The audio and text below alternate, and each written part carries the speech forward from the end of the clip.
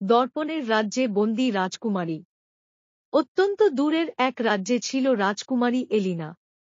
তার চোখ ছিল নীলকান্তমণির মতো উজ্জ্বল আর হৃদয় ছিল শিশুর মতো পবিত্র। সে প্রাণীদের সঙ্গে কথা বলতে পারত, বিশেষ করে তার সবচেয়ে প্রিয় বন্ধু ছিল এক দুষ্টুমি পাগল ছোট্ট ইঁদুর টিকো। একদিন রাজপ্রাসাদের আয়নাঘরে হঠাৎ ভয়ঙ্কর এক ঝড় উঠল। আয়নাগুলো থেকে বেরিয়ে এল দুজন রহস্যময় জাদুকর, কালদেব ও মায়ারা। তারা দর্পণের জাদুর অধীশ্বর। কালদেব কণ্ঠে বজ্রের মতো গর্জে উঠল, রাজকুমারী, তোমার সৌন্দর্য আর পবিত্র হৃদয় দর্পণের শক্তিকে নিয়ন্ত্রণ করতে পারবে। তাই তোমাকে চাই আমাদের বন্দী হিসেবে। এরপর মুহূর্তেই আয়নার ঘূর্ণিষ্টের মধ্যে টেনে নিয়ে গেল এলিনাকে দর্পণের রাজ্যে। এলিনা চোখ খুলে দেখল, চারপাশে শুধু নীলচে রঙের স্ফটিক আর অসংখ্য আয়না। প্রতিটি আয়নায় তার নিজের রূপ, কিন্তু সবগুলো ভিন্ন ভিন্ন। কোথাও সে রাগী, কোথাও ভীত, কোথাও হিংসুক, আবার কোথাও হাস্যময়। মায়েরা ফিসফিস করে বলল, এই রাজ্যে সত্য বলে কিছু নেই, শুধু প্রতিফলন আছে। যতক্ষণ না তুমি আসল নিজেকে চিনতে পারছ, ততক্ষণ এই আয়নাদের গোল ধাঁধা থেকে বের হতে পারবে না। টিকো নামের ছোট্ট ইঁদুরটি এলিনার সঙ্গে লুকিয়ে ঢুকে পড়েছিল। সে ফিসফিস করে বলল, রাজকুমারী, আয়নাদের মধ্যে একটা আয়না আসল পথ দেখাবে। কিন্তু সাবধান, বাকি সব তোমাকে ফাঁদে ফেলতে চাইবে। এলিনা সাহস করে এগোল। প্রথম আয়নায় দেখল সে এক অদম্য রানী, কিন্তু তার চোখ ভরা অহংকার। দ্বিতীয় আয়নায় দেখল সে দুঃখী ভিখারিনী, সবাই তাকে ঘৃণা করছে।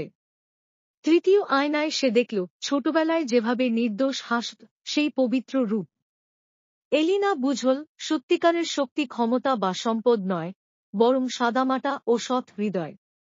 হঠাৎ কালদেব গর্জে উঠল, না, তুমি সত্য খুঁজে পেয়েছ মানে আমার জাদু দুর্বল হয়ে যাবে।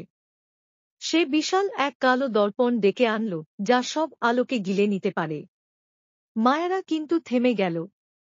সে চুপচাপ এলিনার দিকে তাকাল। আসলে মায়ারা আগে এক রাজকুমারী ছিল, যে এই দর্পণের রাজ্যে বন্দী হয়ে কালদেবের সহচরীতে পরিণত হয়েছিল।